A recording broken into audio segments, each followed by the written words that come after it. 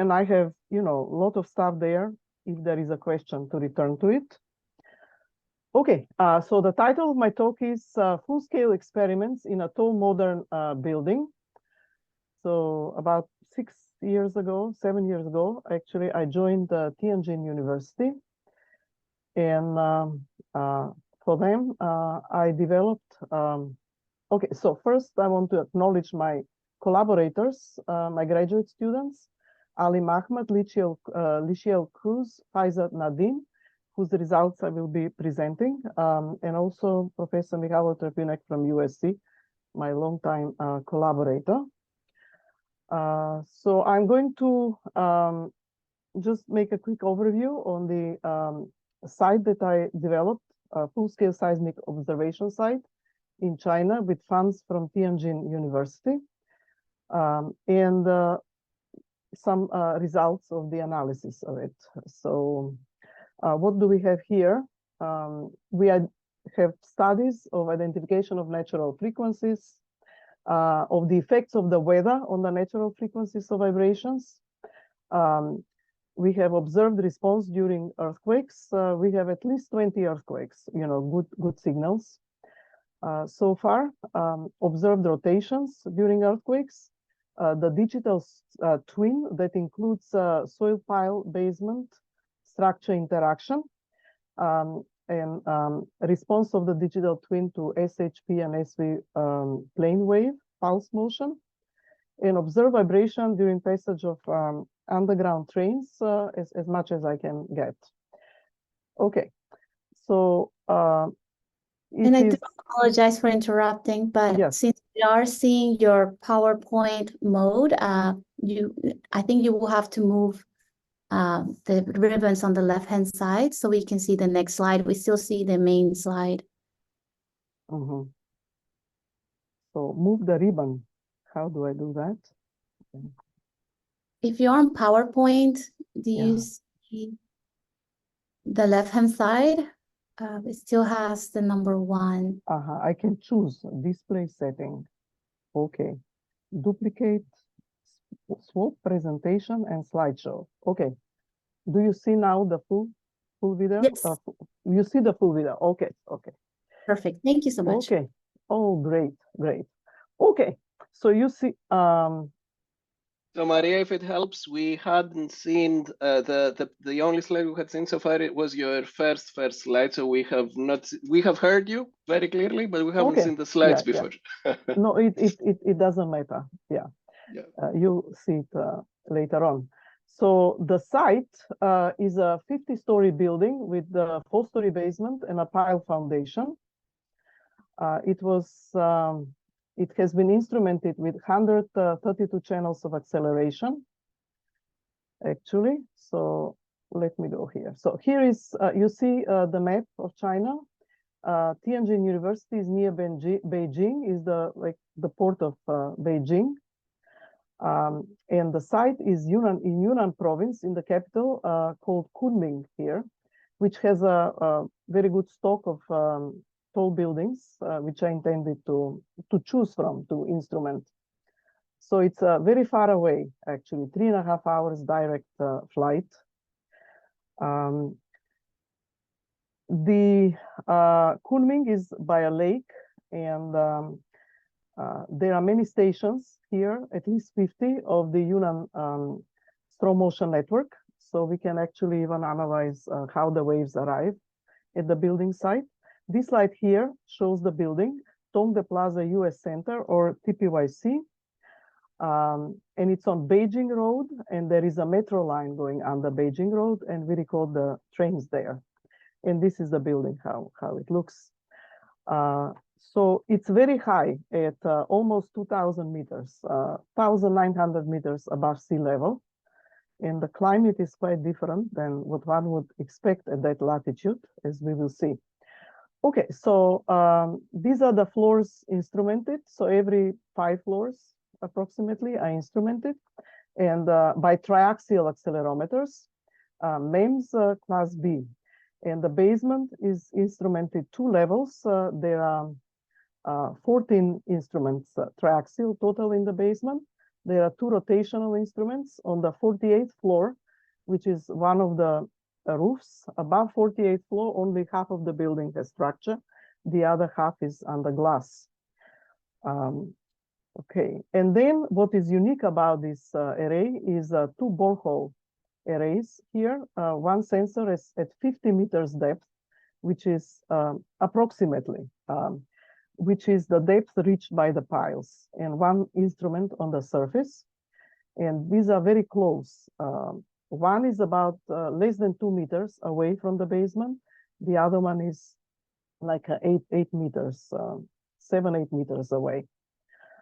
Okay, so I think I said what I was supposed to say, and I'll go quickly. These are the floor plans and the where the instruments are located. Okay, so here is the rotational, and the other rotational is in the 4th basement. And we have at least 2, and at every alternate floor we have 3 sensors to be able to get torsion also, and to be able to get rocking from the verticals. And this is the aerial view, you know, so it's about 8-9 meters away, the sensor, and the metro is maybe about 15 meters from the basement, at most 10 to 15 meters. So we record very good signals, and we have soil data up to 100 meters at about 30 locations at the building site.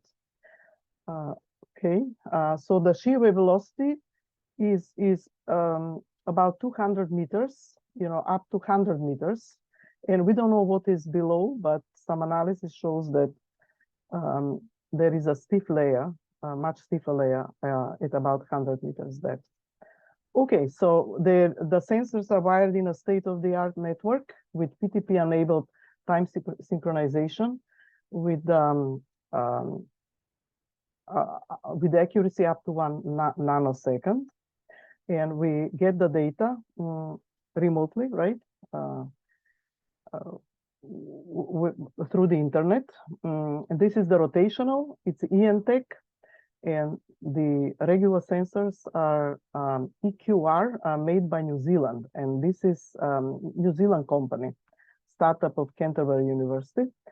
And this is the weather station. It's very, very neat piece of equipment, Vaisala, made in Finland. So it's a very international project. And these are 5-minute records of noise.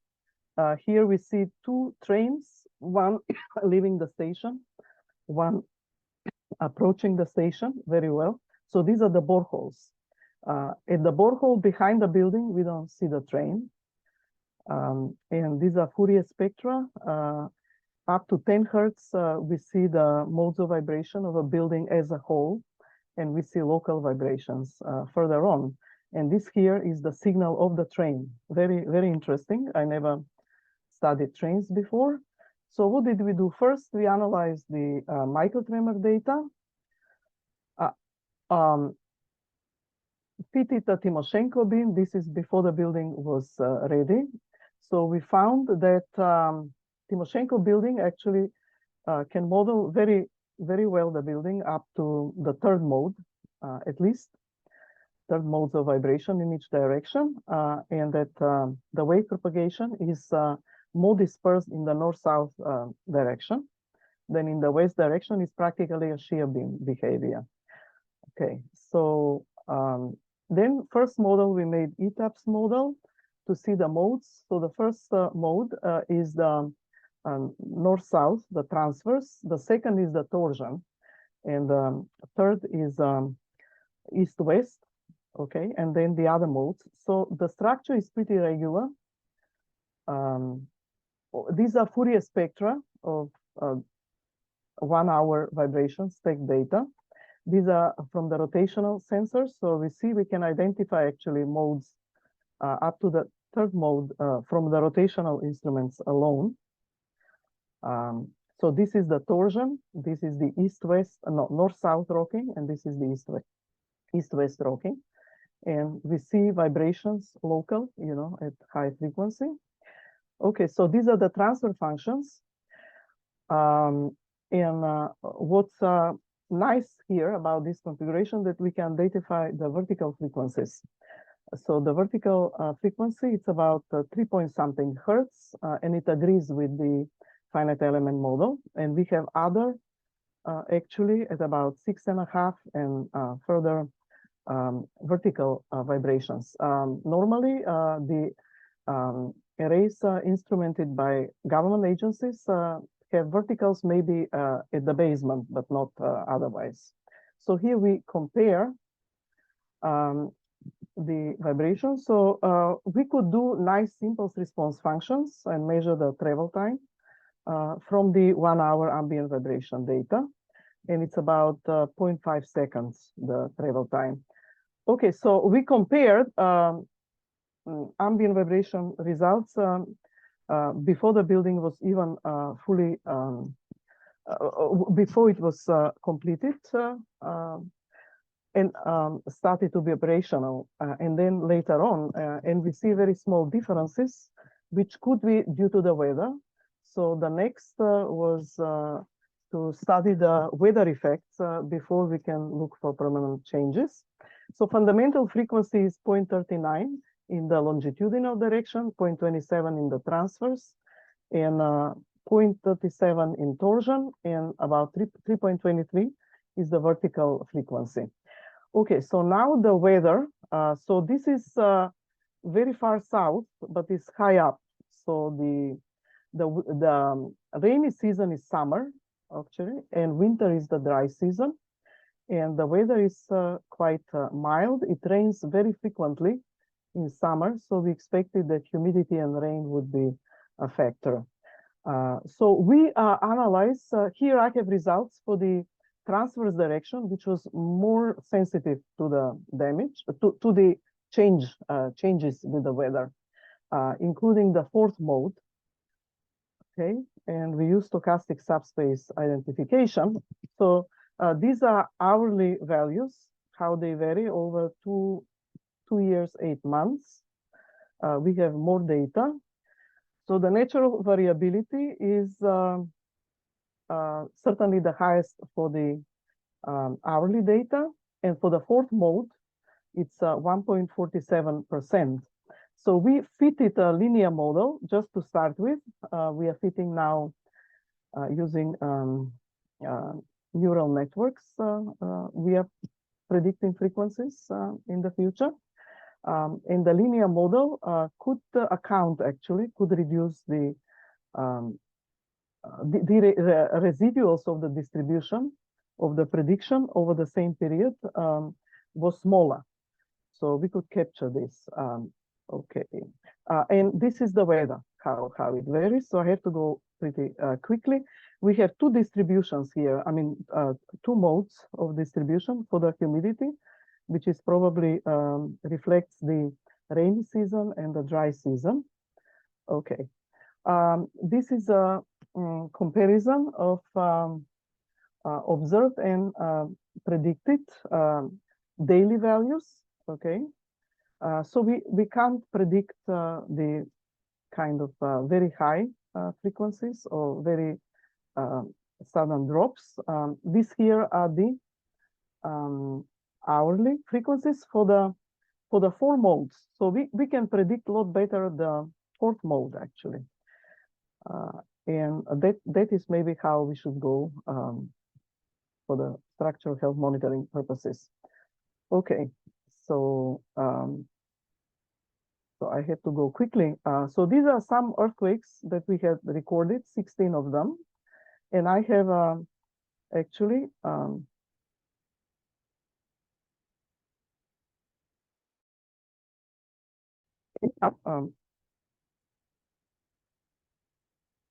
okay, so I'll show maybe actually.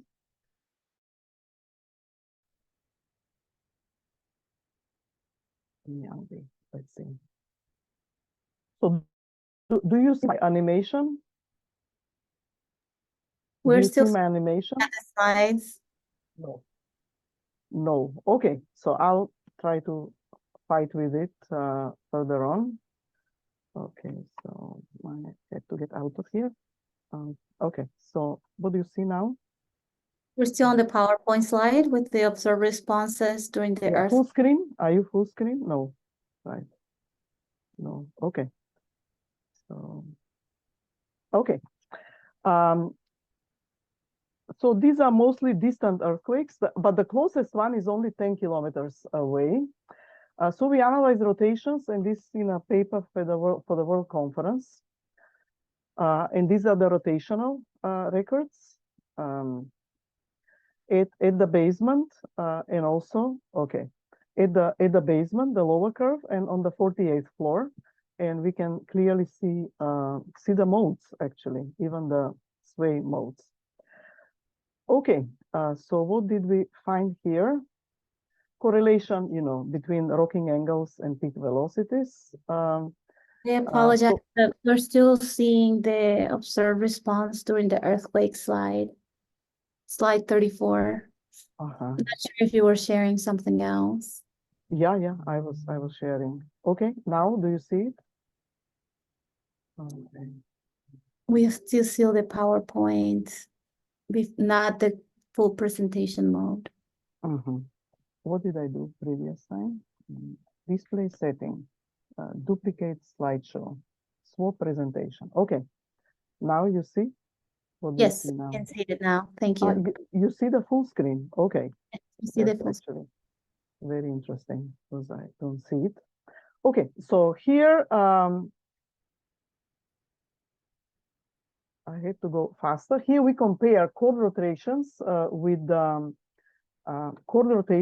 point rotations. Okay, for the torsion, they are pretty much correlated, and that's because the floor slabs are stiff in their own plane, but not for the rocking motion. And that's because the rotational sensor records local vibration, local rotational vibrations. So one should be careful in using the sensors for the rotational instruments. I mean, we have to understand what they actually measure there.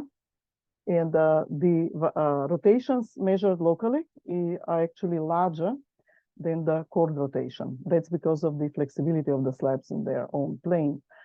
Okay, so this is animation of a P-wave pulse exciting the building. And we see how, of our finite element model, how the foundation is flexible and deforms. Okay, so the digital twin, we modeled all the piles separately. And we model as a 4-layer, parallel layers, the site. We created a vertical incident input at -100 meters, and this is comparison, validation of the model. And this is validation in terms of impulse response functions. So in the east-west direction, the model is pretty good. And the model is a frame, and here we see the vertical frequencies, actually. It predicts very well observed and during earthquake. So we analyzed different variants of the model because in soil structure interaction, there are provisions in the codes, but they are based on knowledge of analysis of simplified models, where the foundation, the effect of the soil is modeled as springs and dashboards. Or if embedded foundations are modeled, these are rigid foundations. Now we have faster computers, so we can actually do more realistic models. So the purpose of this study was to compare the effect of the assumption of modeling the SSI on the frequencies, damping, and some response parameters. So we see for the actual building, it's almost 10% for bone contact, the reduction of frequency. So even though the building is so tall and it's on piles, still the effects of the interaction obviously seen. And in the damping, they are also seen. Okay, not so much for the second and third mode. Okay, so what, can you hear me? Hello? Yes, we can hear Okay. you. Okay, so here we put different soil in the box, and we see marked reduction of the frequency with the decreasing soil stiffness, started from fixed basement. But if we plot the impulse response functions, which are shown on the right, we see that the pulse arrival time is actually, the difference is noise, you know. So the travel time is much less sensitive to the soil for structural health monitoring purposes. So it's a promising method to actually use for the health monitoring. Okay, so I'll go quickly. How much time do I have? I have very little, right? These are results for the different soil. Okay, so we analyzed the digital twin to pulse excitation, and these are very nice, actually, animations. But I'll go quickly, show the train vibrations, how we see them on time frequency map.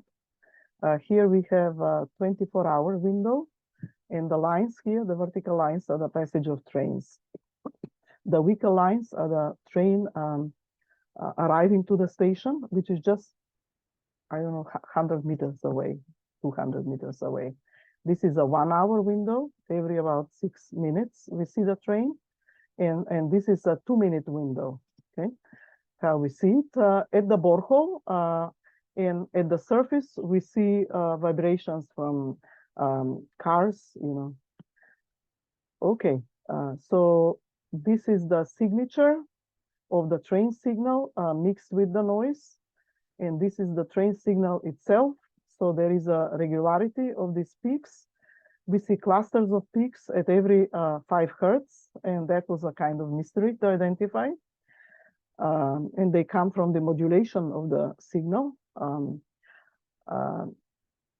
due to the superposition of vibrations caused by the 2 axles of of a bogie, of the bogies. Okay, and the attenuation, it attenuates really quickly. The first point is the surface sensor. The next point is the point at the corner of the basement, and the other ones are inside the tower. And we see that inside the tower, really, the train noise is as large as the noise from the cars. So we have finite element model, this is part of a thesis.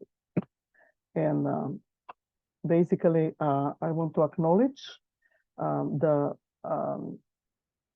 funding from Tianjin University to equip and operate the site, Natural Science Foundation of China for research on soil structure interaction, and then my colleagues Lingguo Liang and Jiamen Cui from the Yunnan Earthquake Agency, which are instrumental in this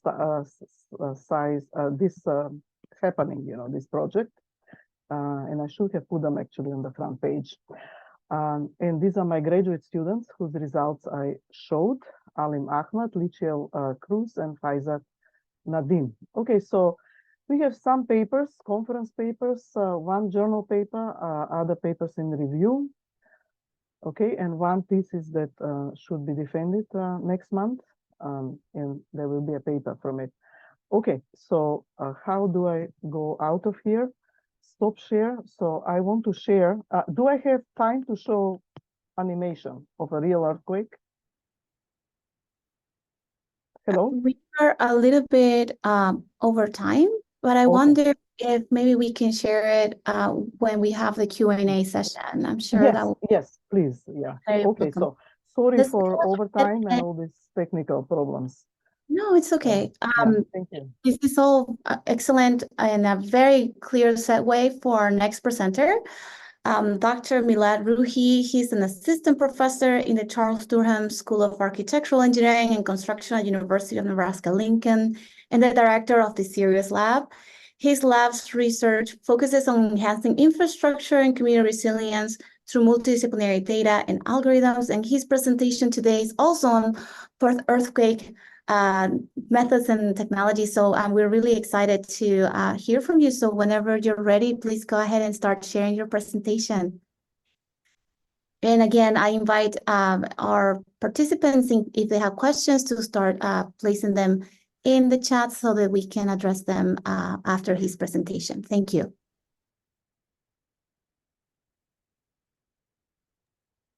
You're still muted, so we look forward to hearing you. Sorry about that. Thanks for the introduction, Dr. Soto. I really appreciate this opportunity. I see we have participants from all around the globe, from Asia, Europe, and US. I really appreciate your attending our presentations. This is an absolute pleasure to have this opportunity to present as part of Dynamics seminar series. I have been a member of EMI Dynamics Committee for about 4 years now, and it's been a pleasure to contribute to the committee in different roles. And today I'm really excited to share our research on nonlinear model data fusion for post-earthquake assessment of instrumented buildings.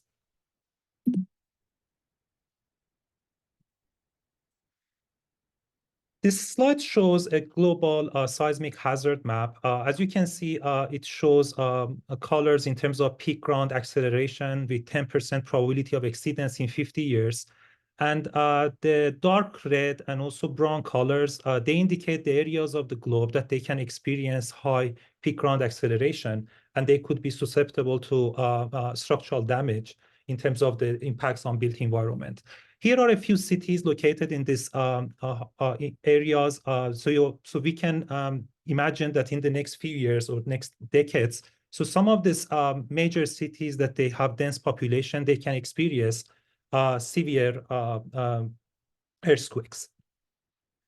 And in this slide, you can see one picture that shows minutes after 2011 Christchurch earthquake that happened in New Zealand. So in this picture, you can see dust clouds over above Christchurch. And you can imagine that after such an event, tens or hundreds of buildings can experience structural or non-structural damage. And here is one example of a damaged building after this earthquake. Based on guidelines such as ATC 20, which is Applied Technology Council, we have visual inspection guidelines to send inspectors to visually assess buildings and then make decisions about their integrity and reoccupancy. And they usually use color codes, for example, red for unsafe, yellow for restricted use, and green for inspected. And there are some challenges with this visual inspection. It could be costly. There are sometimes hidden damages that could not be detected with naked eye. This process is qualitative, not quantitative, and it's time-consuming. And we know it's only a matter of time that the United States and communities worldwide could face similar situations and need to make decisions about the integrity of buildings following major earthquakes. And in the past few years, we have focused on the concept of seismic resilience as part of our professional community of structural engineers. And we need to understand how we can improve the performance of our built environment to resist earthquakes and bounce back as soon as possible. And in this concept, the idea of post-event functional recovery is very much important. And the idea is the functional recovery depends on the extent of damage, repairs, and the ability of a structure to resume operations. And it usually is measured relative to a baseline measured by pre-event conditions. So here I have 3 examples of a functional recovery curve for 3 different classes of buildings: critical, which is risk category number 4, commercial and institutional, which is risk category 3, and also commercial residential, which is risk category 2. And you can see, depending on the importance of the structural system, we have different objectives in terms of the seismic resilience of our structures. For example, you can see, for instance, for our critical facilities, we might need our structures to be fully functional as soon as possible. For example, by time T3, you can see in this example, the building that is critical is fully functional. But if you compare this with risk category number 3, we have a lower expectations in terms of seismic resilience metrics, for example, to achieve normal functions. And for instance, for commercial residential buildings, we might have even lower expectation and have normal functions by time T4. To illustrate this concept, I'm going to show you a video that I recently recorded during my field trip to Turkey after Kahramanmaraş earthquake that happened in 2023. So you can see some of the structures, including buildings, they have experienced severe structural and non-structural damage to structural columns, beams, and also walls. And some of these buildings, they have been already demolished. Some of them, they don't. So they haven't even started repair. And there are buildings that they have been already reoccupied without any inspection. So in this picture, in this video, you could see the damage to some of these buildings are clearly visible. However, sometimes we are dealing with buildings that they suffer hidden damages that might not be visible to the naked eye. And one of the examples from previous events is this CTV building in New Zealand that was inspected after an earthquake in 2010. It was declared safe after the inspections, even though several times engineers visited the site. They didn't use any structural analysis, and they were not able to identify structural issues and deficiencies. And unfortunately, this led to a path of dependency in terms of decisions and cost, a tragic collapse of the building, as you can see in these pictures, on February 22, 2011.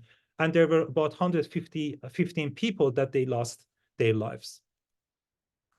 To address this challenge that I highlighted in the past few slides, building instrumentation and structural monitoring has been the focus of studies and has been also implemented in practice. We had very exciting presentation by Dr. Todorovska on full-scale experimental sensing of a tall building. So here is one example of building that has been instrumented in San Francisco. It's a 64-story tower that has been instrumented with accelerometers. Here you can see measurements that are available from 2014 Napa earthquake. Here the signals are in terms of displacements. And the idea of monitoring is we want to analyze this measured response of the system using data fusion algorithms to extract features related to damage, estimate the response of the system, and also estimate parameters. And this could have different applications in terms of damage assessment, reliability assessment, reducing downtime, and also providing feedback to designers. In this presentation, I'm going to focus on a very specific approach to data fusion, which is nonlinear model data fusion, with the interest to perform response reconstruction and monitoring. So the idea of nonlinear model data fusion is if we have a building that has a few number of instruments in place. So let's say the input U, which is the ground acceleration, is to the system. X is the entire response of the system. And we are usually able to measure a subset of response quantities, in this case, for example, Y. And as soon as this data Y becomes available, so we are interested to see how we can combine this data with a nonlinear model using nonlinear model data fusion algorithms, and without updating the model itself to estimate full response of the system. And this can be implemented using state observers that I'm going to discuss later on. And as soon as this is implemented, we can estimate X hat, which is the estimate of the response of the system. However, there are several challenges that I would like to address in this presentation. We need to understand how to determine number and location of accelerometers for model data fusion. We need to understand what is the effective and reliable approach to interpret measured vibration signals, and how to quantify, detect, and localize damage and estimate seismic loss a building experience. So model data fusion starts with structural modeling. This is a second-order differential equation that you are familiar with. If we define the state vector of the system as displacement, velocities, and nonlinear parameter of the model, we can rewrite this second-order differential equation in a first-order state space form using matrices. So you can see now we can write this more compactly as x dot, which is the changes of the state of the system, equal to the nonlinear model or a nonlinear mapping of the state of the system, plus B1, which is this matrix multiplied by input. Then we can implement a measurement model at a limited number of locations given by Y equals to a nonlinear transformation that maps the response to output space or specify the location of sensors, plus a random sequence for characterizing random noise. Usually we use white Gaussian sequence. And then the goal is to use a nonlinear filtering theory to understand how we can take the measurement set and estimate the state of the system. For example, displacement, velocities, and model parameters. And usually Bayesian filtering has been adopted to solve this type of problems, to estimate probability density function of a state given measurements. And as soon as we have the probability density, we can take expected value and estimate x hat. There are different methods already have been implemented for linear and nonlinear filtering applications that they have been successful in some cases. For example, Kalman filter, extended Kalman filter, unscented Kalman filter, and particle filters.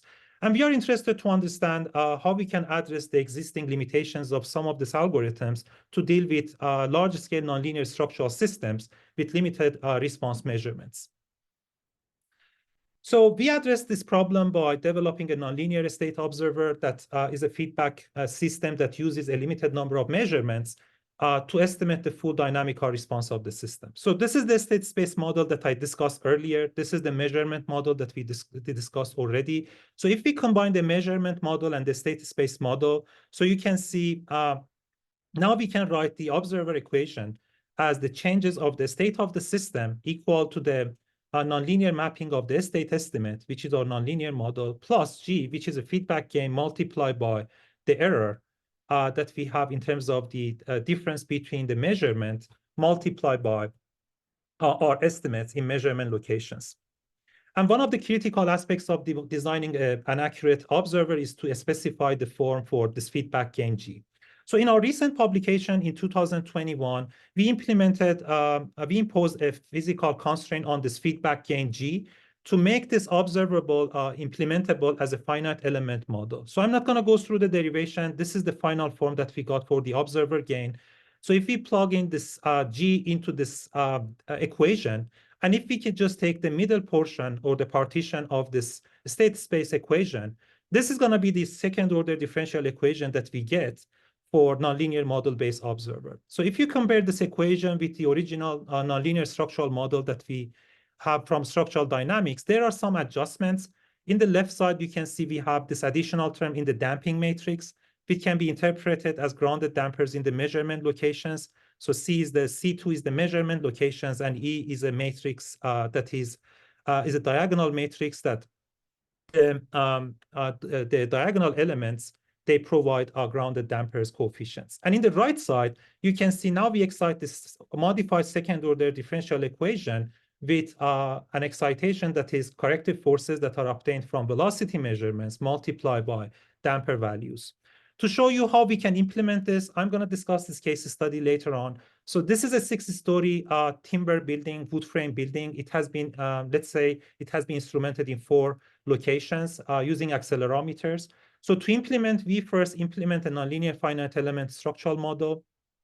Then we modify the structural model with adding grounded dampers, which is this additional term, in the measurement locations in each direction. Then we apply corrective forces that we obtain from velocity measurements multiplied by damping coefficients of these dampers. So as soon as we implement this algorithm, we can run this algorithm, and then it's going to estimate the full dynamical response of the system in terms of displacement, velocities, and force displacement response. And the only unknown is this E matrix, this diagonal matrix.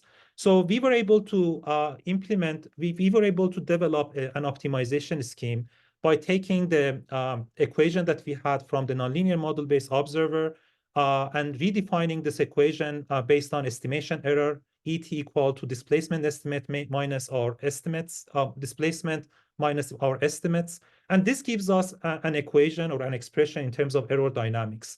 So you can see this aerodynamics has been implemented using a linearized model. If we take this equation to a frequency domain, we can define error spectral density matrix phi, which is a function of power spectral density of unmeasured excitations and also power spectral density of random noise. If we integrate this spectral density from minus infinity to positive infinity, this is going to give us a matrix, which is our displacement covariance matrix.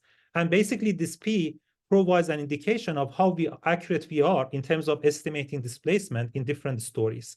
And now you can see we have the nonlinear model-based observer equation, and now we have an optimization by taking the trace or the sum of the diagonals of P and by optimizing this J function, which is the trace of P, to find the optimal E values. For example, this is a case for a system with 2 dampers or 2 sensors. So you can see it's a surface, and we are able to obtain the diagonal elements, which are the damping coefficients.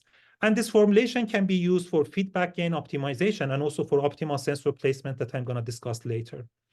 And recently, we also made progress with extending this algorithm to make this algorithm iterative. So basically, we start with acceleration measurements or measurement noise power spectral density, input power spectral density, and also a nonlinear system. We optimize our objective function. We set up our nonlinear model-based observer, estimate the response of the system. Then in the measurement locations, we estimate error power spectral density, and we compare this with measurement noise PSD. So if they are consistent, so we are done, and that's going to be the reconstructed demand parameters of the system. Otherwise, we substitute this estimation error power spectral density and update our measurement noise power spectral density, and this gives us an iteration to perform response reconstruction in case of structures that experience highly nonlinear response.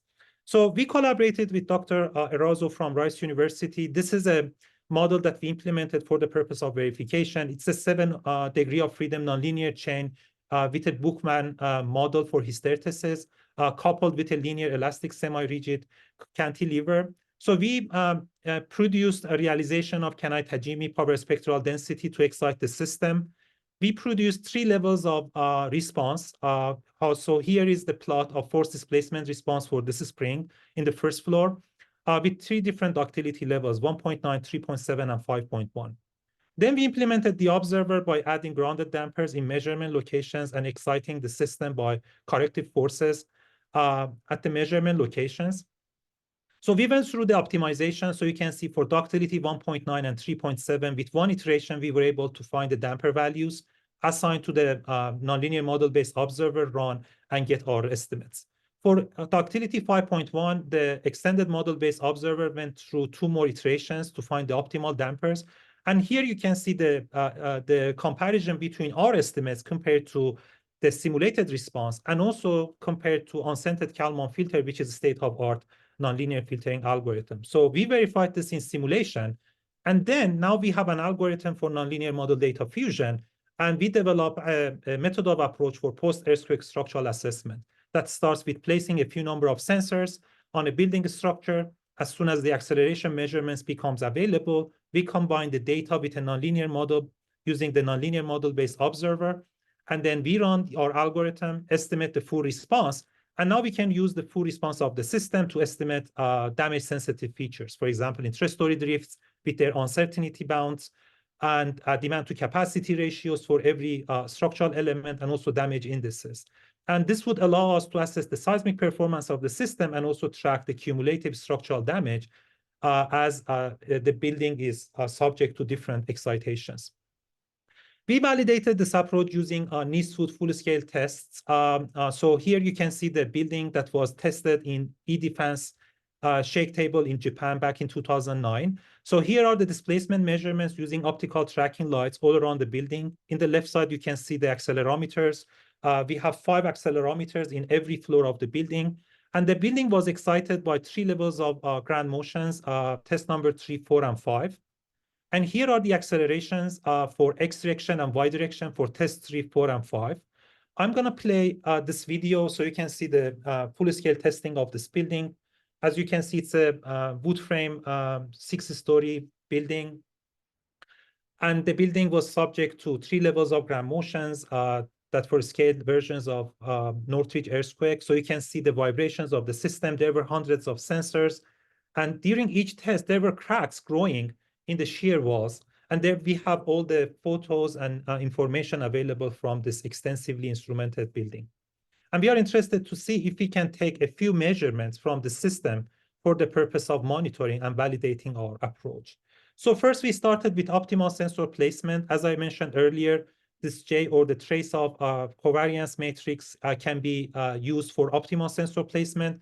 In this case, we implemented the trace of covariance matrix for estimating drifts, which is given by this equation. So now you can see in this table, I have several different layouts in terms of instrumentation, 1 level of instrumentation, 2 level, 3 level, and 6 level. So you can see, for example, for 1 level of instrumentation in floor number 6, this is the J objective function that we get, 0.83. And if we do 2 level of instrumentation, 1 and 6, 2 and 6, 3 and 6, and 4 and 6, now you can see this J objective function becomes smaller, and this difference is pretty much significant. From 2 level of instrumentation to 3 and 6, you see this J function doesn't change. So that's why we decided to run our algorithm using 2 level of instrumentation in 3rd and 6th floor for the purpose of minimal instrumentation. So we implemented our observer using OpenSys. So here is one example of comparison that we get from our displacement estimates compared to optical tracking light measurements in a story that is not measured. So we don't have any sensors. So you can see that we have a very good match with the measured data, and also the nonlinear model-based observer provide estimate variance or estimate uncertainty bound. Then we reconstructed the intra-story drifts in every floor and compared with optical tracking lights. And then you can see we have a good agreement by just taking response from 2 levels of the system. And then we compared our maximum intra-story drifts with the actual performance of the system, and we realized this was consistent with the performance of the system. Then now that we have this probabilistic reconstructed intra-story drifts, we fit log normal distribution, and we calculated performance level probabilities in terms of exceeding different levels of performance, A, B, C, D, and D, 1%, 2%, 4%, and 7%. So you can see in test number 3 with probability of 1, all the floors experience performance level A. For test number 4, we see one of the stories experienced performance B. And you can see in test number 3, there are several stories that experienced damage, higher level of intensity. So I'm going to just run through a few more slides. Then we implemented an asset model to perform loss analysis using FEMA P58. And these are the loss metrics that we were able to quantify: repair cost versus repair time for test 3, 4, and 5. And you can see we are getting very good accuracy in terms of the loss estimates that we get using 4 measurements compared to extensive measurements or direct analysis. We also implemented our approach using a real-world 7-story reinforced concrete building, Van Nuys Hotel in California. This building experienced severe damage during 1994 earthquake. We have measurements from 4 different stories, and here are the locations of localized shear failure in 5 columns in the 4th floor. So we implemented the observer, we reconstructed the dynamical response, and then we estimated the energy dissipation in every column of the building to estimate damage indices using Park and damage model. So I'm going to show you the results that we got. So in the left side, you can see the estimates using Big Bear. 1992, all the columns, they have experienced almost 0 damage index except 1. In the right side, you can see the estimates that we got from using the data from Northridge. And you can see we were able to detect the location of those columns that they experienced high structural damage. So to summarize, a nonlinear model data fusion approach was presented for system, story, and element level post-earthquake assessment and decision-making for instrumented buildings. We presented real-world and experimental validation using different buildings. And also the integrated implementation of this approach can help communities to minimize service interruption, optimize mitigation, response, and recovery strategies. So I would like to acknowledge the support from NSF and also my collaborators and mentors. So you can see Dr. Hernandez, Dr. Rosovsky, Dr. Vanderling, Dr. Erazo, and Dr. Pei. And thank you so much for your attention. And sorry I went over time. And I'm happy to answer any questions that you have. Excellent. Thank you very much to both of our speakers. We have seen a lot of really interesting work related to earthquake engineering and dynamics and optimal sensor placements and all kinds of really interesting work around the world, very relevant experience. So I invite everyone to post your questions in the chat, and if, as we start addressing them, I will call your name in case you want to, unmute and ask your questions. So we do have a question here addressed to Dr. Maria Todorovska. Are you still with us? Yes. Perfect. I couldn't see the video feed, but we do have a question from the audience. David Caballero Rusi, are you able to unmute and ask your question?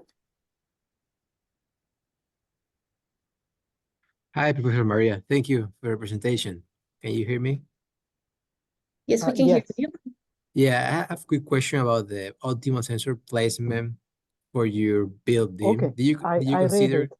Yeah, do you I read the consider question. a specific methodology algorithm to create the layout for the sensor network?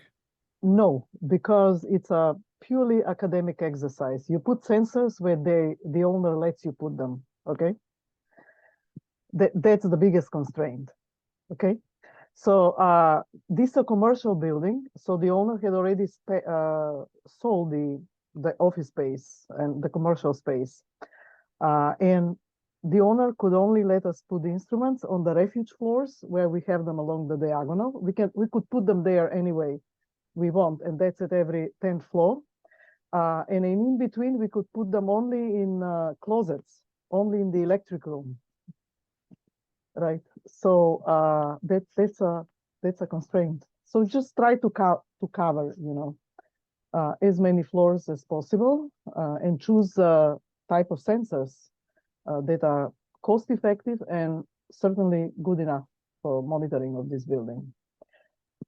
Yeah, so Okay, we thank you. didn't do because we saw it as a purely academic exercise. We could not put sensors where we wanted. Yeah. Okay, thank you.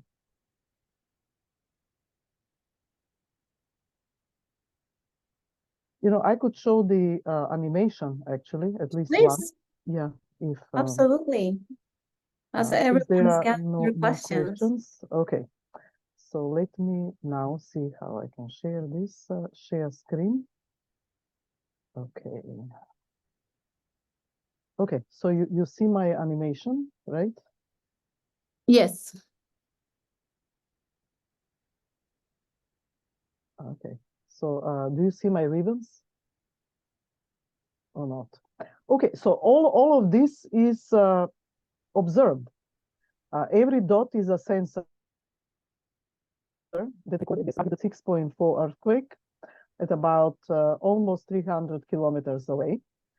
And the top one is the 48th floor, where we have rotational instruments. So these are interpolated planes, okay, at the refuge floors, where we have 3 instruments, and we could extrapolate on a plate at the 48th floor because we have rotational instruments, but then they look kind of, yeah, my student decided not to put it. So these are made by Lichiel Cruz, my student. So we see view from the top. This is a view from the side in a 3-dimensional view. And this here orbits of the motion. Sensors, these are here, and at the boreholes, okay? And Rayleigh wave predicts retrograde ellipse, and nothing looks like a retrograde prolonged ellipse. So the theory gives us things that are maybe good for understanding the nature of the response, but in reality, it's very different, okay? And here is the motion, I believe, at the basement. And look at the building, how it's moving, because we have the vertical sensors. We can really view it in 3D.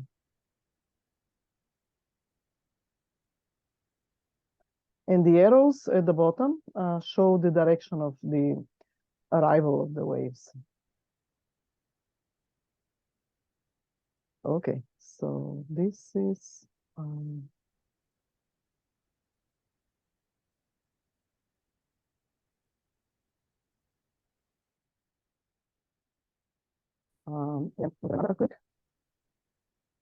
this one is closer, is more broadband. Okay, and I'm going to advance it.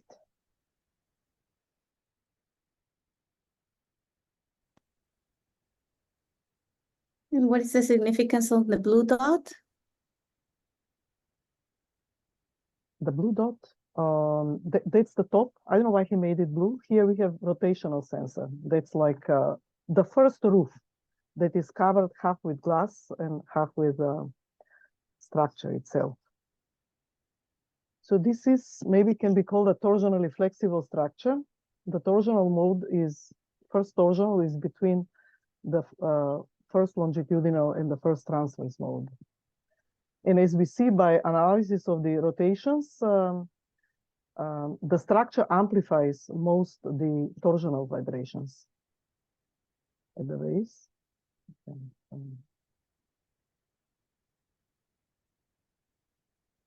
And this is highly exaggerated, right?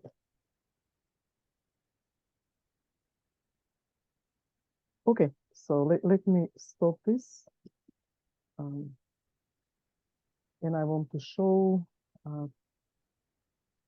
these animations by the realistic model. Okay, this is incident P wave happening.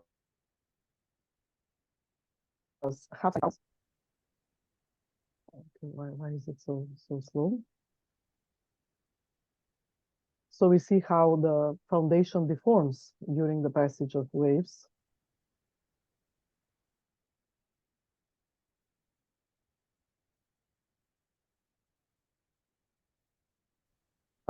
Which is not modeled by fixed-base models, obviously, and not even by rigid foundation models. Okay, so this shows the deformation. So the objective of this model is to study the effect of the flexibility and deformation of the foundation. And look at this here. We see how the wave starts propagating, wave of the lateral deformations, but in the vertical direction, the building is quite steep. So what can I say? Moves differently. Okay, so I have more animations, but maybe I should not show them. Maybe one SH, and that's it. Yeah, Thank you so much for sharing those. They're all very interesting. And you mentioned you will be presenting at the World Conference in Earthquake Engineering, and I believe Dr. Milad Roohi also mentioned that there will be some presentations. Thank you so much. There's an additional question here asking regarding the Kalman filter comparison with the proposed algorithm, but I can see that there was the answer was there in writing. So we're all working in real time to address the many questions. I think we can all really get motivated on the use of structural health monitoring and considering soil structure interaction. That was also very interesting in the algorithms for optimal tensile placement. In this sake of time, I think, what do you think, Manolis? We're already 7 minutes over time, but these presentations have been recorded. I think it has been wonderful, and what we can perhaps do is that we can stop the recording. We can allow whoever wants to leave to leave. If there are any further questions to our speakers,